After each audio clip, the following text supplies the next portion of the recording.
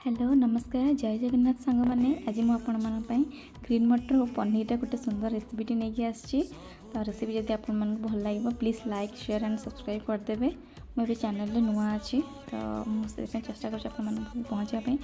तो मुझे किसी पनीर भाजीदेली तेजपत्र अदा रसुण कंचा लंका जीरा पानमधुरी गोटा धनिया ता सहित टमाटो पियाज सबको आम अल्प तेल देकी भाजीद हल्का भाव में भाजी सारापर काढ़ीदे काढ़ी आम ग्राइंड कर थोदेबा।